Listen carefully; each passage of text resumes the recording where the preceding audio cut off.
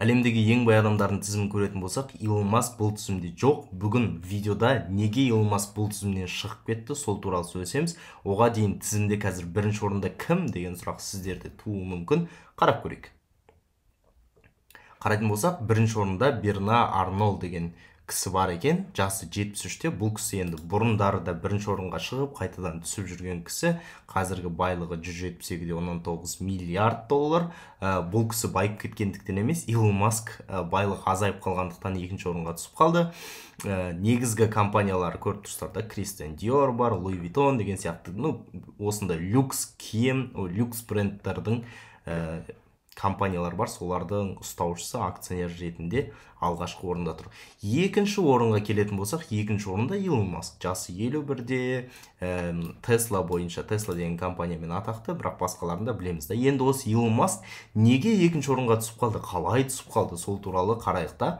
Ең басты себебі көріп тұрмыз, Тесланың байлығы азайып қалған. Естеріңізде болса, 200 миллиард доллардан жоғары байлығы бар еді, қазір азайып қалған. Негізгі себебі Tesla акциясының құлап кеткендігі туралы. Енді Tesla акциясы неге құлап кетті десек, ол ең біріншіден Илон Масктың өзіне байланысты. Илон Маск соңғы кездері, мына жерде жазылып тұр, Илон Маск соңғы кездері 3,6 миллиард долларға Tesla акциясын сатқан. Енді білесіздер, енді акцияға ұсыныс көп болса, сұраныс аз болса не істейді? Бағасы түседі. Дәл солай 3,6 миллиард долларға Тесланың акциясын сатқан, және соңғы уақыттарда осыған дейін ол бір рет 19,5 миллион акциясын 3,95 миллиардқа саттым деген. Яғни Твиттерді сатып алғаннан кейін оған ақша табу керек. Ақша табу үшін Tesla акциясын сатып жатыр. Және соның кесірінен Tesla акциясы 2020 жылдан бергі ең төменгі дәрежесіне жетті. Яғни Tesla акциясының 2020-дағы коронавирус кезінде өте көп көтерілді. Сол көтерілген бағаларда жинаған күшін қазір Tesla кішкене жоғалтып жатыр. Енді осы Tesla'ның құлауының кесірінен қазір басқа акцияларда құлап жатыр, бірақ негізгі себебі осындай.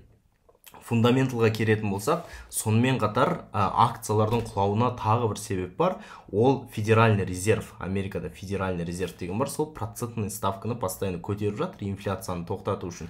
Сондықтан акциялар жалпы құлап жатыр. Тесланың кесірінен Rivian деген сияқты, QS деген сияқты акцияларда артынан бірге құлап жатыр. Себебі Tesla дейтін бұл рыноктың мастодонты ғой, енді алғашқы бенчмарк. Сол Тесланың артынан жүре береді.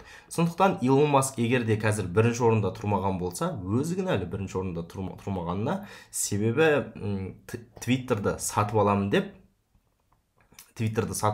өзін өзі тығырыққа тіреді. Әрине, мына жерде Твиттер туралы жаңалықтарды қарайтын болсақ, Илон Масктың айтуы бойынша Твиттер деген әлемде уже бұрынғы тарихымен салыстыратын болсақ, жаңа жазылушылары өте көбейіп жатыр Твиттердің. Бірақ сонымен қатар Твиттер кішкене біраз адамдарды блокировка жасап жатқандықтан, кейбір елдер, Европада кейбір елдер Твиттерға кішкене қарсылығын білдіріп, мүмкін бан қолданамыз деген сияқты әңгімелерді айтып жатыр. Мысалы, ООН блокировка журналистов Твиттер создает опасный прецедент деген сияқты да, заморозил аккаунты некоторых журналистов. Осындай журналистер мен Твиттердің арасында қарама-қайшылықтар болып, қазір Илон Масктың атақтылығы азайып жатыр. Ал естеріңізде болса, Tesla акцияның бағасы Илон Маскқа өте тәуелді болатын, соның атағына өте тәуелді болатын, және Илон Маск өзіне өзі осындай проблема жасап жатыр да. Және Tesla менде Илон Маск соңғы уақыттарда, соңғы жылда жалпы Tesla акциясының 40 миллиард долларға сатқан. Яғни осы акцияларды сату арқылы Твиттерді сатып алуға ақша жинап жатыр. Бірақ сонымен қатар қазірдің өзінде Тесланың 13,4% Илон Масктың қолында, әлі күнге дейін ең үлкен акционер болып табылады. Сол үшін әлемдегі ең бай адам қазір Илон Маск емес, Берна Арно деген кісі. Енді акциялар туралы, инвестиция туралы мен әдетте Instagram парақшамда көбірек айтам, сондықтан менің Instagram'ыма кіріп, көріп, оқып жүруді ұмытпаңыздар, сау болыңыздар. Келесі видеода не туралы талқылайық, жазыңыздар.